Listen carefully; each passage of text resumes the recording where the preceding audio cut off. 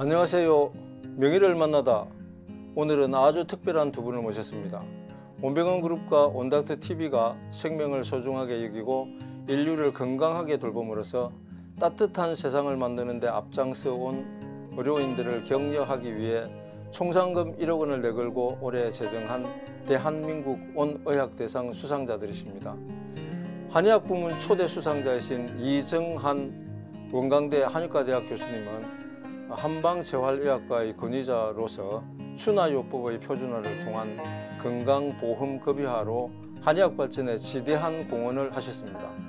또 간호부문 대상자이신 정정자 전 온병원 호스피스 센터장님은 국군간호학교를 졸업하고 간호장교로 복무한 뒤 대위로 예편하고 호스피스 병동에서 말기암 환자들의 마지막 삶을 보다 존엄하고 따뜻하게 이끄는 데 크게 기여했습니다. 두 분 모시고 의료를 통해 다 함께 따뜻한 세상을 만들어가는 지혜를 배워보는 시간을 가져보겠습니다. 두 분 스튜디오로 모십니다. 어서 오십시오. 안녕하십니까. 반갑습니다. 안녕하십니까. 원광대학교 한의과대학 교수 이정한입니다. 지금 보직은 원광대학교 한방병원 병원장과 원광대학교 장흥통합의료병원 병원장을 맡고 있습니다. 저희의 전공은 한방재활학과이고요. 주로 이제 학생들한테는 이제 추나의학을 가르치고 있습니다. 예, 감사합니다.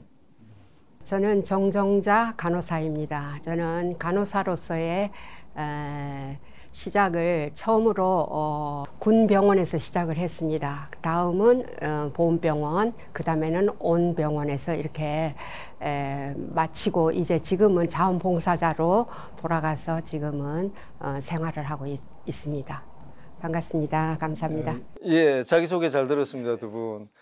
본격 대담에 들어가기 전에 먼저 큰 상을 수상하셨는데 수상 소감 한마디씩 듣고 들어갈까요? 예. 네. 이런 큰 상을 받을 줄은 예측치 못하다 보니까 이제 뭐 상금도 주신다는데 이 상금을 가지고 좋은 일에 쓰도록 좀 열심히 이제 노력하겠습니다. 고맙습니다. 말씀 감사합니다. 예, 정정자 센터장님. 네. 제가 여러 간호사 생활을 하면서 여러 가지 상을 받았지만 이렇게 또 상금을 받는 상을 받는 것은 처음인 것 같습니다. 이 상을 이렇게 추천해 주시고 또한 또 이 상을 받을 수 있도록 이렇게 배려를 해주신 온그룹 재단에 먼저 감사 인사를 드리겠습니다. 감사합니다. 이 상은 저 개인한테 주는 상이 아니고 아마 우리 간호사들을 대표해서 또 우리 호스피스에 많은 동력자들이 있습니다. 동료들이 그들의 그 땀과 수고와 또 우리 환자들, 보호자들을 돌보면서 손을 붙들고 울고 웃었던 그런 순간순간들이 스쳐가는 그 시간들입니다. 그래서 그분들께 정말 감사하다는 인사 나누고 싶습니다. 감사합니다. 네, 정정자 간호사님을 알고 있는 모든 분들의 덕이랍니다. 감사합니다. 이정한 교수님께 여쭤보겠습니다. 교수님께서는 한방재활의학 분야에서 중요한 연구와 임상적 기여를 해왔는데 특히 이제 추나요법의 표준화와 그를 통해 가지고 건강보험 급여화하는 데까지 성공하셨고, 그래서 아마 이번에 저희가 여러 군데에서 이제 추천을 받으셨거든요. 근데 교수님께서는 누가 추천인지 잘 모르시죠? 네. 예, 대한한의사협회에서 추천받았습니다. 네. 예, 그래서 한의사협회에서는 교수님의 특히 추나요법 표준화와 그 건강보험 급여화 부분에 굉장히 의미 있는 일로 평가하고 있는 것 같습니다. 이게 상당히 이제 난관이 있었을 것으로 보이거든요. 네, 가장 큰 걸림돌은 무엇이며 그 걸림돌을 어떻게 또 헤쳐나가셨는지 좀 말씀해 주십시오. 우선은 이제 그 추나 급여 과정에서 제일 중요한 게 이제 근거 창출이었습니다. 사실 이제 추나 급여화를 할 때 척추신경추나의학회 회장이셨던 제 은사님인 신병철 교수님께서 그걸 주도적으로 이끄셨고요. 저는 그 밑에서 이사로 있으면서 근거 창출을 하는데 이제 학문적으로 이제 근거를 마련하는데 이제 준비를 하였습니다. 그런 기간이 한 8년 정도 소요가 되었던 걸로 보이는데요. 처음 초창기에 2012년도에 이제 추나요법 근거화 대비 연구를 처음 시작을 했고요.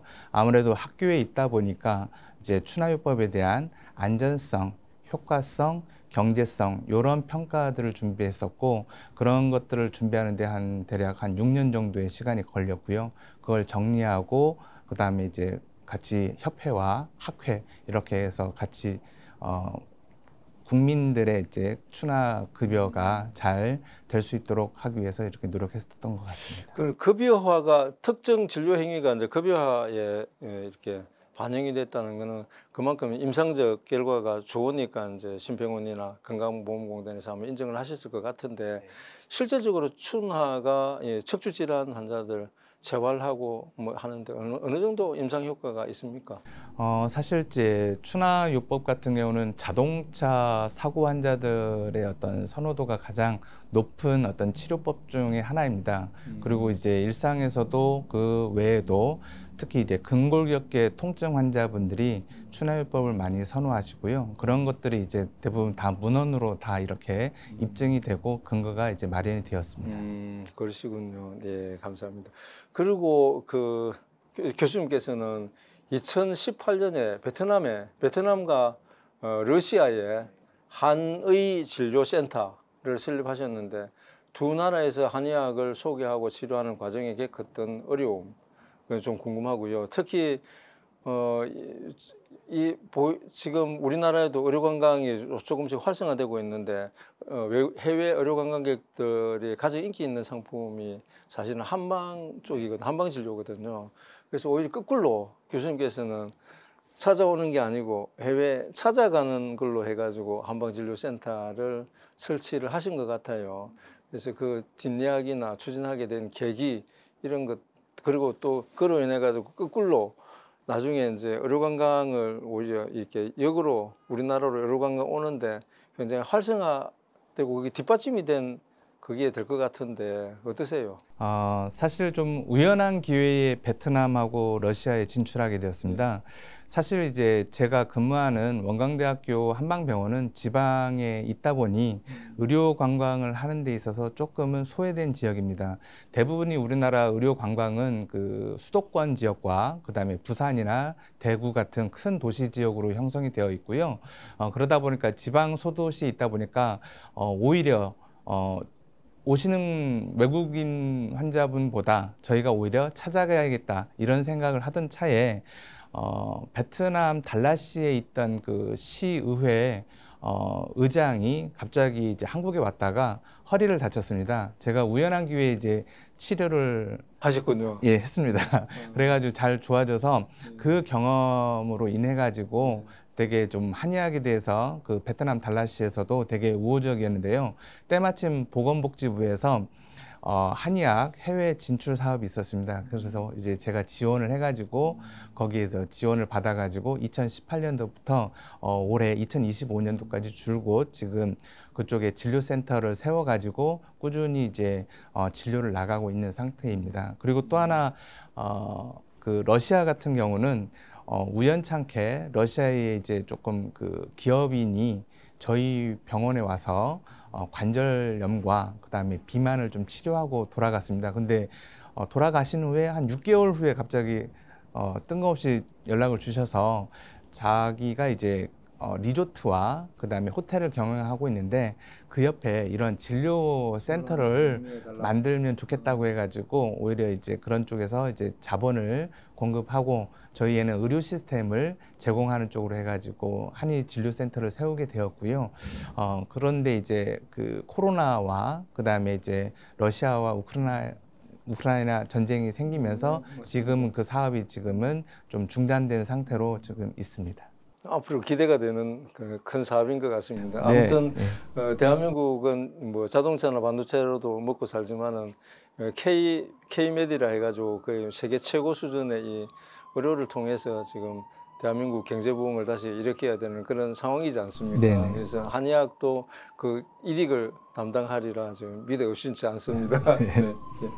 정정자 간호사님. 예, 간호사님께서는 호스피스 간호 분야에서 수년간 환자들과 가족들을 돌보셨는데요. 호스피스 간호의 가장 큰 의미와 간호사로서 가장 보람을 느꼈던 그 순간 보람찼던 일, 뭐 또 힘들었던 일 그런 거 좀 소개해 주십시오. 네, 그 호스피스 병동에서는 매일이 기쁨과 슬픔, 우울 이런 것들이 교차하는 시간들이 많았습니다. 그런데 이제 그곳에서의 큰 의미는 뭐냐면 우리가 마지막 그 아름다운 삶을 마무리할 수 있도록 도와줄 수 있는 역할을 저희들이 할 수 있었다는 거, 그게 큰 의미가 된 것 같고요. 보람된 순간은 뭐냐면 우리 환자들이 서로 가족 간의 화해와 그동안에 그 여러 가지 그 갈등이 있었는데 그 갈등을 용서하고 화해하고 서로 사랑한다고 고백하면서 모든 것을 내려놓고 편안한 죽음을 맞이할 수 있는 그런 상황을 맞이했을 때 저희들이 큰 보람을 느낀 것 같습니다. 아니 간호사님, 제가 이제 개인적으로 공황장애를 앓고 있어가지고 그런 특정 그런 죽음 이런 부분에 대한 뭐 얘기를 듣거나 아니면 상황을 목격하거나 이러면 굉장히 제가 이제 며칠간 그 트라우마에 시달리고 있거든요. 그래서 삶과 죽음의 경계선에서 가장 가까이 있는 데가 호스피스 병동이잖아요. 그 근무를 하시는 게 우리 신입 간호사들은 그 근무를 안 하려고 기피를 하거든요. 그런데 그게 제가 알고 있기로는 간호사님은 이제 간호장교 출신에다가 그냥 독실한 크리스찬인데 두 항목 중에 어떤 항목이 호스피스 병동의 이 말기암 환자들을 대할 때 도움이 되는지 좀 궁금해요. 신앙인으로서의 그 밑바탕이 굉장히 큰 것 같아요. 왜냐하면 이 땅에서 우리의 삶은 한순간 소풍에 지나지 않다고 보거든요. 그래서 잠깐이지만 우리는 영원한 삶을 살기 위해서 이 땅에서 다른 세상으로의 이사를 간다고 생각하시면 돼요. 그래서 죽음이라는 게 두렵거나 무섭거나 어떤 그런 것이 아니고 편안한, 고통도 없고 어떤 그런 그 편안한 곳으로의 이사 간다. 새로운 곳으로의 이사라고 생각하시면 될 것 같습니다. 그러면 그런 불안감이나 어떤 이런 것도 조금은 다소 해소가 되지 않을까 생각이 됩니다. 간호사님은 아무튼 그 환자들을 보살피는 것도 또 뭐 굉장히 가족처럼 돌보고 하셨는데 실제로 가족 돌보기도 이렇게 굉장히 정성껏 하셔가지고 일과 가정을 다 동시에 챙기신 그런 부분들이 사회에 알려지면서 한 10여 년 전에는 이제 대통령 표창까지 효도 관련해가지고 받으셨다고 들었거든요. 예, 거기에 대해서 좀 한번 말씀해 주시겠습니까? 근데 가족들한테는 좀 미안한 생각이 들어요.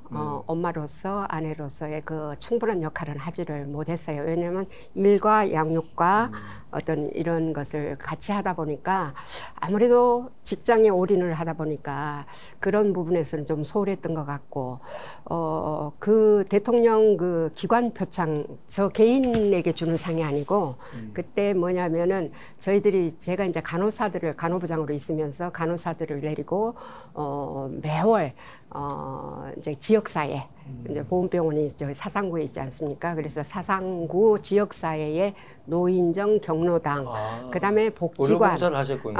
예, 가서 건강 교육도 하고요. 그다음에 그분들에게 즐거움과 기쁨도 드리고 가서 재롱잔치도 하고 또 맛있는 거 음식도 준비해 가서 나눠드리고 이런 역할들을 우리 그 병원의 간호사들하고 수간호사들이 주축이 돼서 우리 간호부에서 계속 진행을 해왔어요. 수년 동안 제가. 그래서 그게 아마 알려지면서 시에서 아마 추천을 해서 대통령 기관 표창을 받게 되었던 것 같습니다. 그래도 네. 뭐 얼마나 열심히 했기에 그 주민들이 감동을 받아가지고 추천을 하셨겠습니까? 저도 개인적으로 경로당에 의료봉사를 한 5년 했는데 저는 상을 못 받았습니다. 예, 웃자고. 예, 이정환 교수님, 한의학은 개인적으로 저는 한의학을 굉장히 좋아하거든요. 그리고 작년에 길게 진행된 의정 갈등 속에서도 한의학의 역할이 많았을 거고, 그리고 실제로 뭐 한의사협회나 한의 학계에서는 역할을 하겠노라고 정부 쪽에 뭐 역할을 달라 이랬는데 또 그거 자체가 또 이제 갈등의 요소가 될까 싶어가지고 또 뭐 제대로 뭐 요구사항이 반영되고 그렇게 하지는 않았는데 아무튼 의학과 한의학 이게 융합이 필요하지 않습니까? 그래서 최근에 보건복지부에서 좀 의료개혁 차원에서 의한 협진 시범 의료기관을 지금 모집을 하고 있더라고요. 저는 굉장히 의미 있게 보거든요. 어떠세요? 그 미래 그 사업에 대한 전망, 그리고 그게 앞으로 대한민국 의료계에 이렇게 미칠 영향 이런 거 어떻게 생각하세요? 사실 그 올해 그러니까 의한협진 5단계 시범 사업이 올해 진행됩니다. 그래서 이제 지금 저희도 그걸 준비 중에 있습니다. 그래서 원광대학교 병원과 원광대학교 한방병원이 기간 의한협진을 할 예정으로 있고요. 그 의한협진을 할 때 모든 질환을 하는 건 아니고요.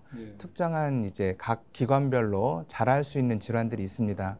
가령 이제 원광대학교 같은 경우는 이제 섬유근통이나 류마티스 같은 난치성 질환, 그다음에 암 환자 이런 쪽으로 질환이 특정화됩니까? 예, 특정한 질환에 대해서 몇 가지 정도를 해서 그런 어떤 그 진료 프로세스를 구성해야 되고요. 그렇게 가지고 모든 질환을 다 의한협진할 필요는 없고요.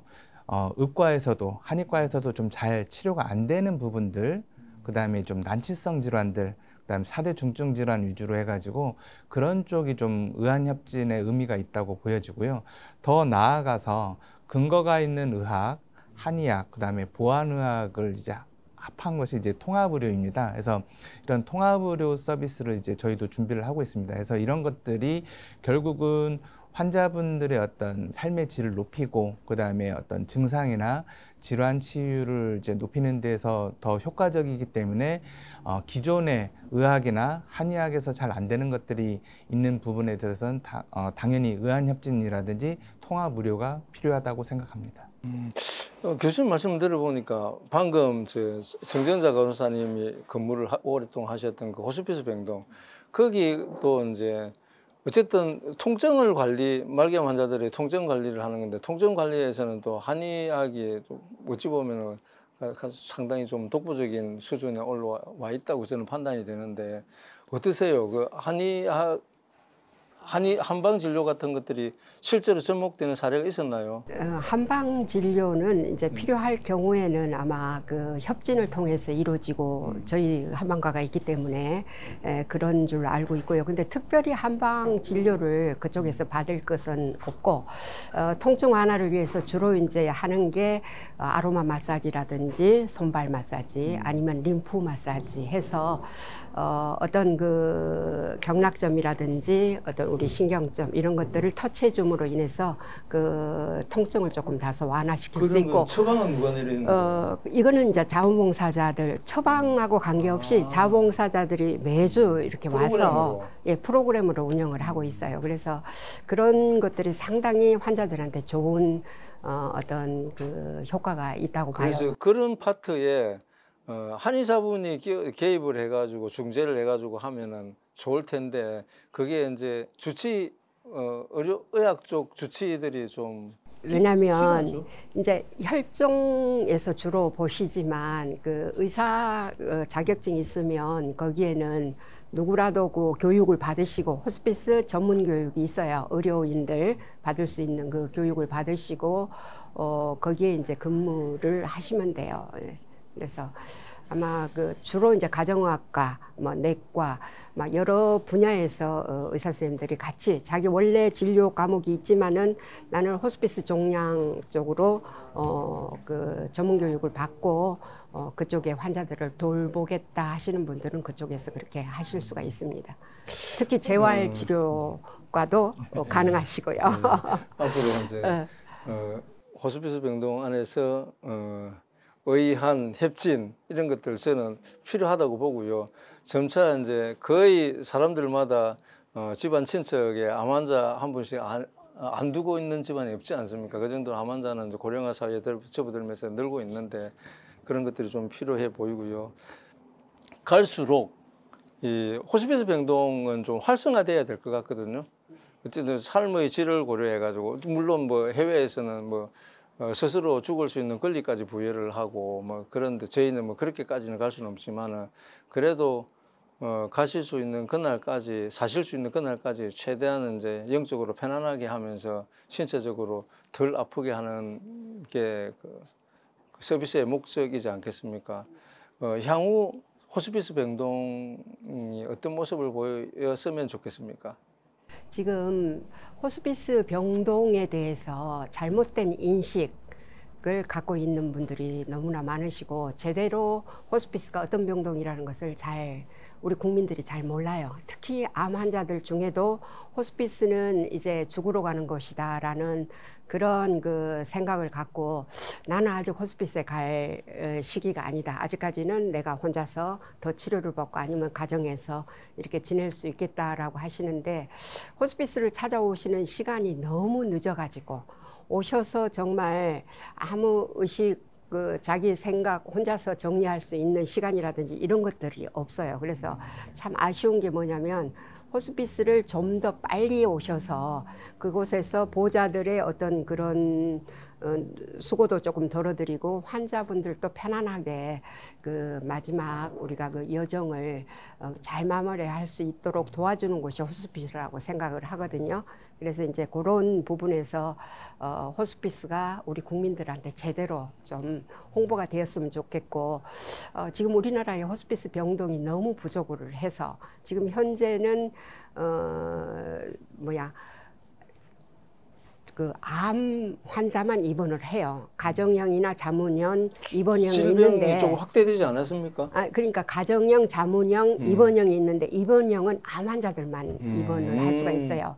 이제 그렇군요. 다른 질환들은 뭐 에이즈라든지 뭐 간 질환, 뭐 폐쇄성 폐 질환 이런 거, 폐쇄성 폐질환 같은 거 이런 것들은 이제 자문형이나 가정형은 혜택을 볼 수가 있어요. 근데 입원형은 암 환자들 왜냐하면 병상수가 적기 때문에 그렇게 돼 있거든요. 우리 지금 현재 시스템은 그렇게 돼 있습니다. 일단은 뭐 암 환자만 가면 갈수록 더 늘고 네. 있으니까 어쩔 수 없겠습니다.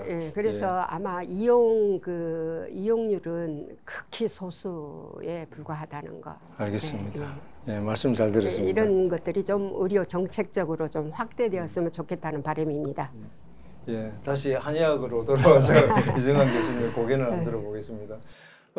지금 의료계에는 사실 그 AI 때문에 조금 다 비상에 걸렸거든요. 저희도 올해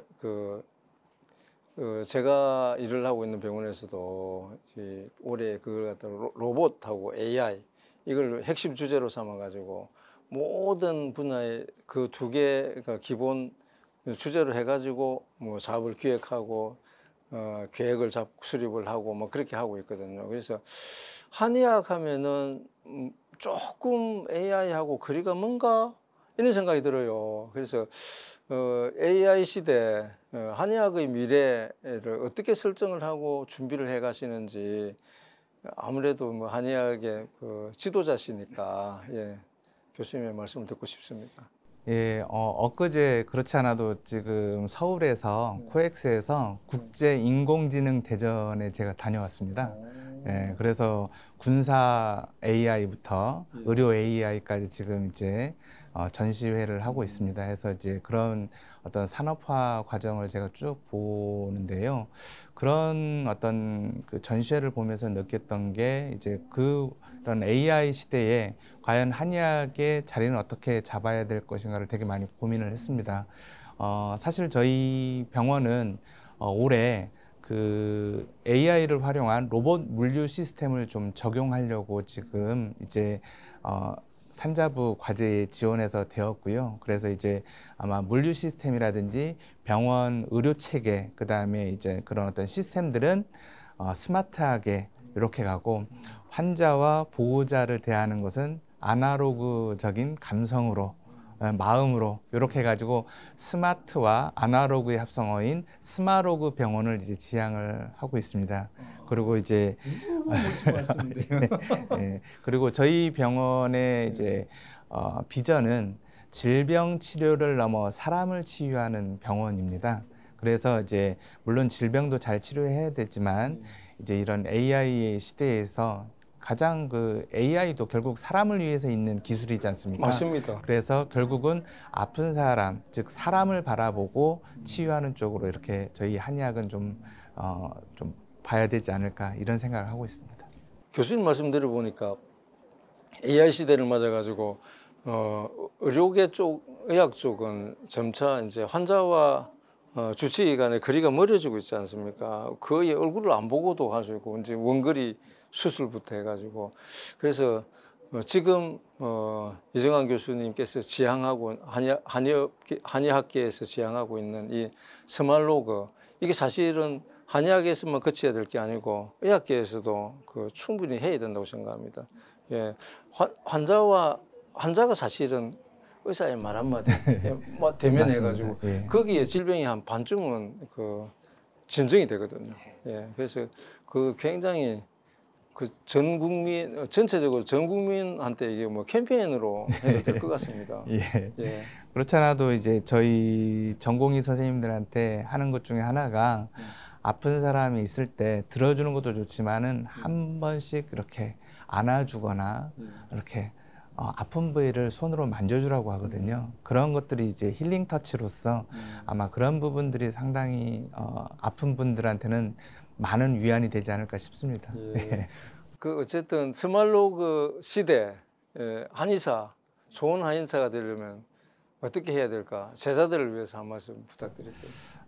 의료는 끊임없이 발전되어 가고 있고요. 그다음에 어떤 의학적인 지식도 반감기가 있습니다. 예를 들면 외과적인 지식도 현재는 이게 진실인 것 같이 보이지만은 뭐 예를 들면 30년, 40년 돼 보면 또 이게 잘못된 지식이었다라고 이렇게 하는 의료 반감기란 게 있습니다. 그렇기 때문에 의료인은요, 환자한테 정성을 다하려면 끊임없이 평생 공부를 해야 되는 이런 어떤 숙명이 있다고 보입니다. 그래서 항상 전공의 선생님들이나 저는 이제 나태하지 않게 항상 최신 의료 기술 이런 것들 그리고 이제 근거 중심적인 그런 부분들을 끊임없이 공부를 해야 되고요.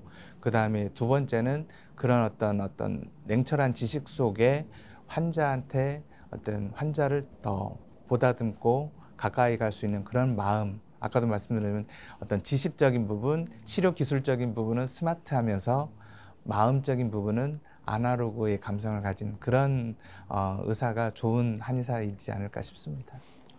나름대로 이제 한의학을 바라보는 이제 인식이 그동안에 사람들이 조금 오해를 한 부분이 한의학은 좀 이제 그러니까 과학적이지 못하다. 그리고 이제 임상을 체계적으로 관리를 하지 못한다.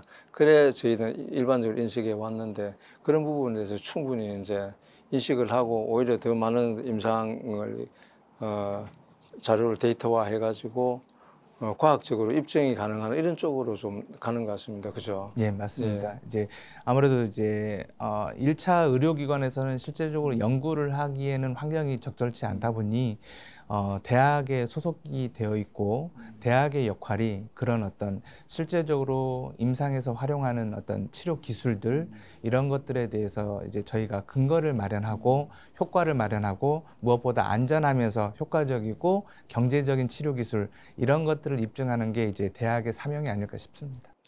교수님, 한의사가 되려면 우리 초중고생들 보고 이제 한의사가 되려는 애들이 있을 건데 어떤 덕목을 가장 많이 길러야 됩니까? 요즘 저희가 그 이태석 신부 재단하고 어떤 이제 그런 어떤 MOU를 맺었었는데요. 이태석 신부님이 그 아프리카 울지마 톤즈라는 영화를 통해서 보면 톤즈 마을에서 저도 그게 볼 때마다 항상 우는데 가장 중요한 건 어떤 머리가 똑똑한 것도 중요하지만 그보다 더 중요한 건 이타적인 마음이라는 것 같습니다. 공감 능력. 예, 공감 능력. 네. 예. 현대 사회를 보면 이타적이고 공감 능력이 많이 떨어지는 것 같은데요. 아무래도 좀 어떤 환자를 대하는 의사로서의 자질이 볼 때 이타적인 생각과 어떤 공감 능력이 우선이 되고 그 위에 어떤 지식과 그런 것들을 쌓아야 되지 않을까 싶습니다. 이 말씀 감사합니다. 공감 능력이 빼어난 정정자 간호사님, 호스피스 병동에서 지금까지도 잊을 수 없는 환자. 네. 예. 정말 많은 환자들을 봐왔지만은 정말 기억에 특별히 남는 환자들은 뭐냐면 젊은 엄마들 40대 이제 애들이 이렇게 초등학생 정도 되는 엄마가 이게 젊은 나이에 이제 암으로 투병하다가 자녀들을 돌보지 못해서 자기 손으로 생일잔치 한번 차려주고 가는 것이 마지막 소원이라고 버킷리스트 얘기를 듣고 이제 그분들이 애들이 학교 가지 않는 토요일 시간을 내서 이제 우리 그 사회복지사님하고 이제 음식을 준비를 해가지고 생일상을 차려준 그때 이제 뭐냐면 아이들도 엄마가 나한테 그동안에 소홀히 하고 그랬었는데 엄마가 나를 이렇게 사랑하는 줄 몰랐다. 가족 간의 그 사랑을 재확인시켜주고 또 이제 그동안에 이제 엄마한테 고맙다 감사하다는 인사를 못했던 아이들도 엄마한테 마지막으로 고맙다 감사하다 이렇게까지 키워준 거 고맙다 이렇게 가족 간의 어떤 사랑을 확인할 수 있는 그 시간들을 보낼 수 있도록 해준 그 환자분 그러고 나서 일주일 뒤에 이 땅에 다른 천국으로 이사를 갔어요.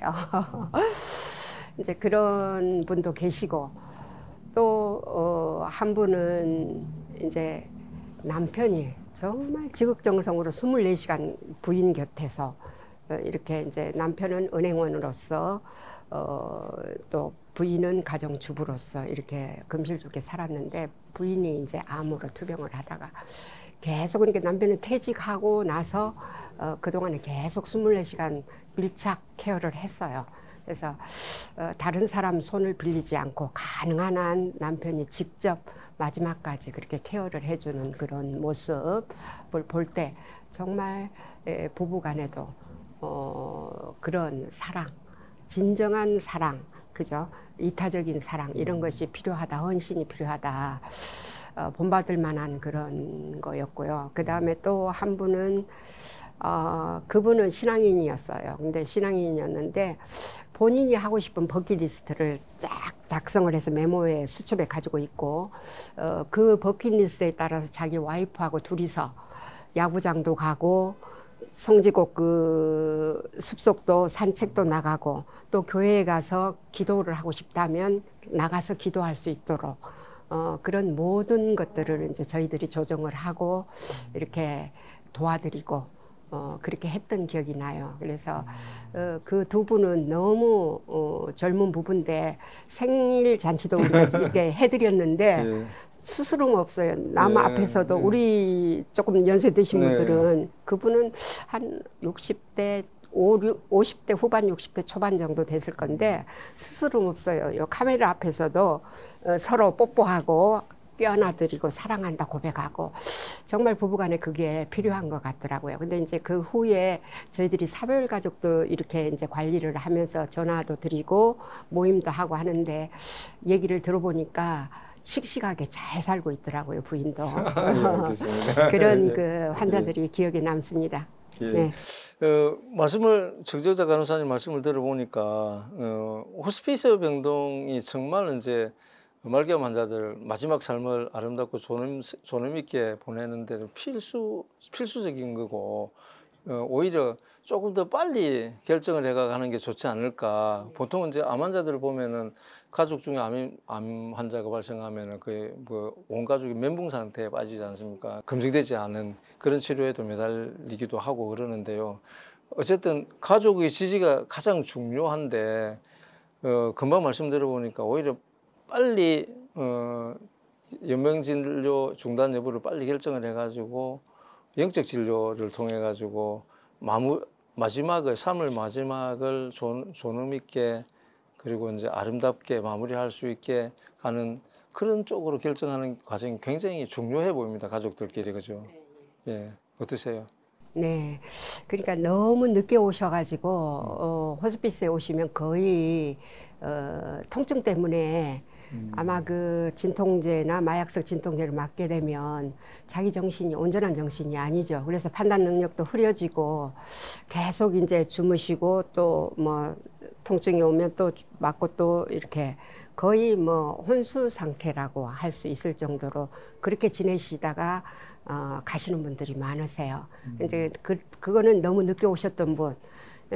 그런데 이제 오셔가지고 우리가 이제 6개월 이내 여명이 남아 있는 환자분들이 입원할 수 있도록 지금 그렇게 규정이 돼 있는데, 그렇게 남겨놓고 오신 분들은 물론 퇴원과 입원을 반복하면서 정말 가족 간에 어떤 그 사랑도 확인을 하고 가족들의 그 사랑도 느끼고, 또 자기가 그 못다한 이런 것들을 가족들한테 다 이렇게 서로가 의지하면서 이렇게 정말 그 마지막 그 삶의 마무리를 잘 준비하시는 분들도 있고 하거든요. 그래서 어찌됐든 하루라도 그 결단이 필요하다고 생각해요. 그래서 그거는 이제 본인이 결정을 할 수도 있겠지만, 의사 두 분이 말기암 진단을 하시고 받고, 그 다음에 가족들이 동의하고 환자가 동의를 했을 때 입원을 하셔서 그런 케어를 받으실 수가 있습니다. 아이고, 말씀 감사합니다. 두 분 뭐 훌륭하신 분 뵙고 보니까 특히 이제 공감 능력이 빼어난 두 분인데, 물론 공감 능력이 빼어나서 뭐 일반 그렇지 않는 사람들에 비해서는 좀 다르겠지만은, 그래도 뭐 의료계에 일을 하시는 종사자들, 의료인들은 감정 노동에 좀 시달리지 않습니까? 그래서 그 스트레스가 일반 다른 직종에 비해서 뭐 수십 배 강할 거라고 저도 지금 옆에서 뭐 제가 직접 하는 건 아니지만 옆에서 지켜보면 그렇거든요.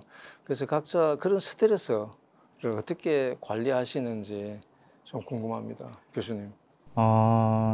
일단은 제가 많은 그 대외 활동을 할 수 있었던 거의 근본 어떤 힘은 가족의 지지가 아닐까 싶습니다. 예. 저희 배우자와 우리 애들이 어떤 그런 사랑과 지지가 없으면 아무래도 이제 바깥 활동을 하는데 조금 힘들었을 것 같은데, 그런 가족들의 어떤 지지와 사랑이 있었기 때문에 좀 어떤 여러 가지 업무와 활동들을 할 수 있었던 것 같고요.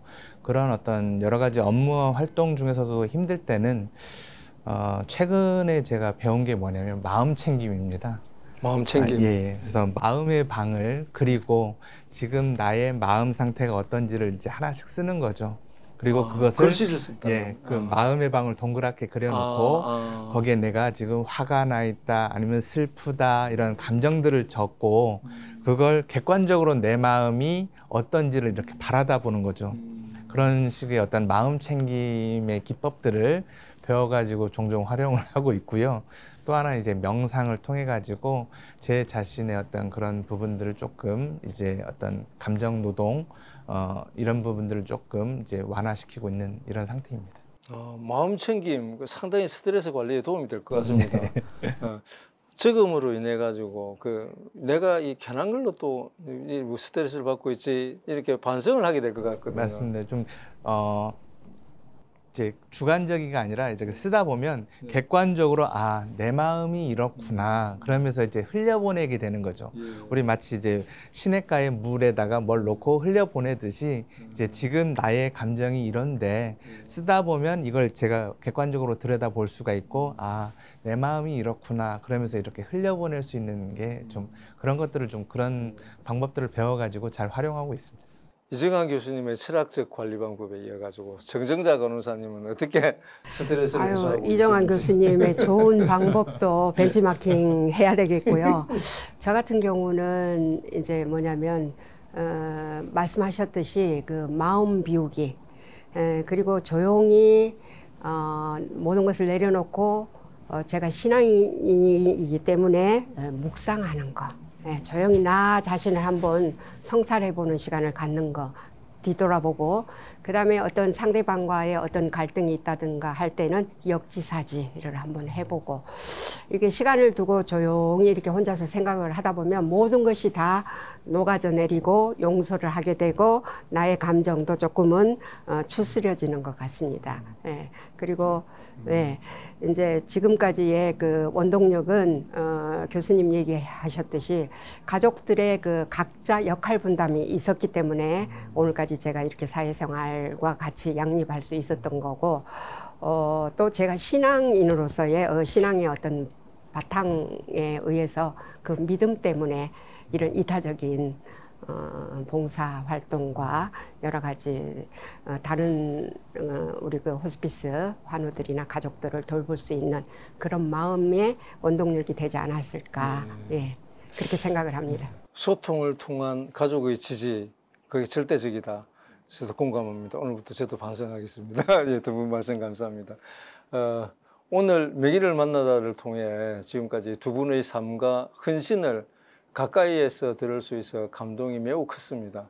마지막으로 예비 간호사나 한의학도 등 후배 의료인들에게 전하고 싶은 말씀 한마디씩만 부탁드리겠습니다. 예, 교수님. 예, 아마 제가 이제 좀 크나큰 이렇게 대상을 받은 것 중에 하나가 아까 이제 뭐 추나급여도 있지만 좀 많은 사회적인 활동과 그다음에 해외 사업들을 해서 이렇게 큰 상을 주신 것 같은데요. 실제적으로 해외 어떤 의료 활동이나 이런 걸 하다 보니까 우리 한의학도들, 예비 한의사들, 그다음 후배들한테 말씀을 드리고 싶은 것 중에 하나가 예전에 그 대우그룹의 회장님이 하신 말씀이 생각이 납니다. 그 김우중 회장님께서 세계는 넓고 할 일은 많다. 이 생각이 실제적으로 지금 해외를 돌아다녀 보면 정말로 세계는 넓고요. 의료인으로서 할 일은 되게 많은 것 같습니다. 그래서 이 좁은 대한민국에서만 아니라 넓은 해외 시장에서 많은 어떤 자신의 꿈과 어떤 기술을 좀 의료적인 기술 이런 것을 좀 이렇게 많이 펼치면 좋을 것 같고요. 그 가운데 아까 말씀드린 어떤 아날로그의 감성, 예. 이타적인 공감 능력을 가지고 스말로그. 예, 맞습니다. 그걸 가지고 세계를 향해서 뻗어나가면 좋겠습니다. 응원하겠습니다. 네. 정재은다 간호사님. 네. 간호사라는 것은 얼마나 좋은 직종인지 모릅니다. 그 간호사가 갖고 있는 그 달란트로 인해서 우리가 많은 사람들의 그 아픔과 슬픔과 어떤 고통을 우리가 덜어줄 수 있는 역할을 할 수 있다는 게 간호사입니다. 그래서 앞으로 그 간호사를 꿈꾸고 있는 후배 우리 간호사들에게는 우리가 그 앞으로 영원히 없어지지 않을 직종이라고 생각을 하거든요. 모든 것이 AI가 대체를 할 수가 있지만 우리 의료 간호사는 절대적으로 이게 대체가 될 수 없는 거거든요. 그래서 가장 가까이에서 우리가 환자들을 돌볼 수 있고 또 그 영역에서 내가 갖고 있는 그런 그 달란트로 인해서 많은 사람들에게 도움을 줄 수 있고 어떤 나의 가치관, 이타적인 삶을 살아가는데 큰 그 역할을 할 수 있는 것이 간호사라고 생각을 합니다. 그래서 아마 간호사가 있는 한 병원은 없어지지 않는다. 예, 이런 말을 남기고 싶습니다. 예. 너무 귀한 말씀 두 분 감사합니다. 예. 오늘 명의를 만나다에서는 원광대학교 한의과대학 이정환 교수님과 전 온병원 호스피스 센터장이신 정정자 간호사님의 귀한 이야기를 들을 수 있었습니다. 두 분은 한의학과 호스피스 간호 분야에서 환자들에게 삶의 질을 높여주는 중요한 역할을 하셨습니다. 특히 이정환 교수님은 한방재활의학을 국제적으로 확산시킨 노력으로 많은 사람들에게 건강을 선사하셨고 또 한국 한의학의 미래까지 밝혀주신 걸로 평가받고 있습니다. 정정자 간호사님은 호스피스 간호의 섬세한 접근으로 말기암 환자에게 진정한 돌봄을 제공하셨습니다. 오늘의 이야기가 여러분에게 큰 감동과 영감을 주었기를 바랍니다. 두 분의 미래에 대한 응원과 함께 명의를 만나다 여기서 마치겠습니다. 시청해 주신 여러분 감사합니다.